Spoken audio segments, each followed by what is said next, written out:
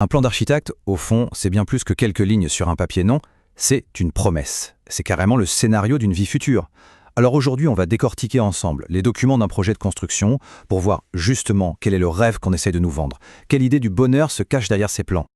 Et tout commence bien souvent par une promesse. Regardez celle-ci de l'entreprise AKD Construction 4 Bases, bâtir l'avenir ensemble. C'est fort comme slogan, ça sonne très collaboratif. On sent tout de suite qu'on ne parle pas seulement de briques et de ciment, non, on parle d'un vrai projet de vie, quelque chose qu'on construit à deux. Voilà. Donc, avant de plonger tête la première dans les plans, il faut qu'on s'arrête un instant sur cette promesse, sur l'histoire qu'on nous raconte. C'est vraiment le point de départ de tout. Alors, qui est cette entreprise AKD Construction 4 Bases? Un petit indice, l'indicatif téléphonique, le plus 228, nous emmène tout droit au Togo. Et ce qui est intéressant, c'est que leur proposition va au-delà de la simple construction. Il s'agit de matérialiser une ambition. Ils ne vendent pas juste un bâtiment, ils vendent un futur. Ok, mais la grande question, c'est comment on passe du rêve à la réalité concrète? Eh bien, l'entreprise a une réponse, une solution, tout en un. C'est une façon de dire, ne vous inquiétez pas, on s'occupe de tout. On vous prend par la main, de la première idée jusqu'à la remise des clés. C'est rassurant.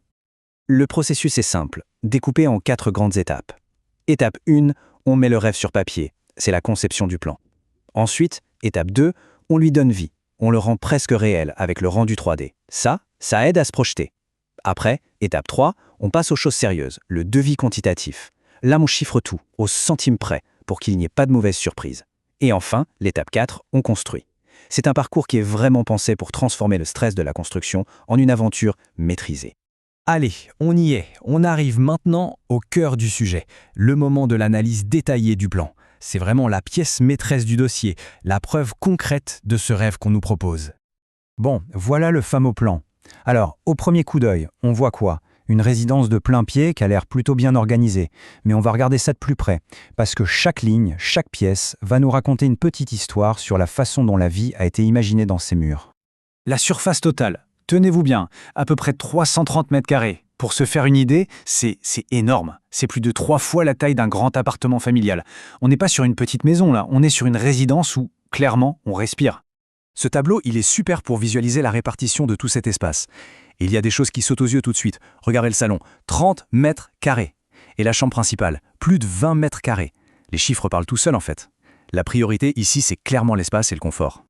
Maintenant, zoomons un peu sur ce qu'on appelle la zone jour. Si on additionne le salon et le coin repas, on arrive à un espace de vie complètement ouvert de plus de 44 mètres carrés.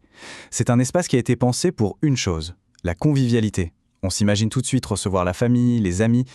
Passons maintenant à la zone nuit. Là, la configuration est assez classique, mais elle en dit long. On a une grande chambre principale, la fameuse suite parentale, et 2 autres chambres. C'est vraiment l'archétype de la maison familiale. Mais c'est peut-être la zone de service qui est la plus révélatrice. Bien sûr, il y a le garage pour 2 voitures, mais on remarque surtout 2 autres choses. Une chambre pour aide ménagère et même une guérite, c'est-à-dire un poste de garde. Et ça, ce ne sont pas des détails anodins. Ça commence à nous dessiner le portrait d'un certain statut social. Ok, on a analysé la technique, les mètres carrés, maintenant essayons d'aller plus loin, d'interpréter. Quel genre de vie est-ce que ce plan est censé accueillir? On va passer de l'architecture à l'humain. Ce qui frappe vraiment quand on regarde ce plan, c'est la séparation très claire entre 2 mondes. D'un côté, on a les espaces communs, de réception, très ouverts, faits pour être vus, et de l'autre, on a les espaces privés, le véritable sanctuaire de la famille. L'architecture vient vraiment dessiner la frontière entre la vie sociale et la vie intime. Alors, la question qu'on se pose depuis le début, pour qui cette maison est-elle faite? Eh bien, si on rassemble tous les indices, le portrait robot commence à être assez clair. C'est une maison pensée pour une famille moderne, qui aime recevoir, qui valorise la vie sociale, mais qui tient aussi énormément à son intimité. Et bien sûr, une famille qui a les moyens de s'offrir du personnel à domicile. Bon, au final, qu'est-ce qu'on retient de cette petite plongée dans un projet de construction qui, sur le papier, semblait assez simple? D'abord, que le service tout en un, c'est bien plus qu'un argument de vente. C'est une promesse de tranquillité. Ensuite, que le design, avec ses grands espaces ouverts, met la vie sociale au cœur du foyer. On a vu aussi ce zonage très clair qui sépare le public du privé, comme pour protéger le cocon familial. Tout ça, ça nous dresse le portrait d'un mode de vie de famille moderne et plutôt aisé. Mais l'idée la plus importante à retenir, c'est sans doute que ce plan, ce n'est pas juste de la technique, c'est le véritable script d'une vie rêvée.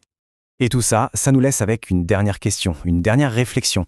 Si un simple plan de maison peut nous raconter autant de choses sur un style de vie particulier, qu'est-ce que ça révèle plus largement de nos aspirations profondes, de nos rêves collectifs et finalement de la société qu'on est en train de bâtir, la question reste ouverte.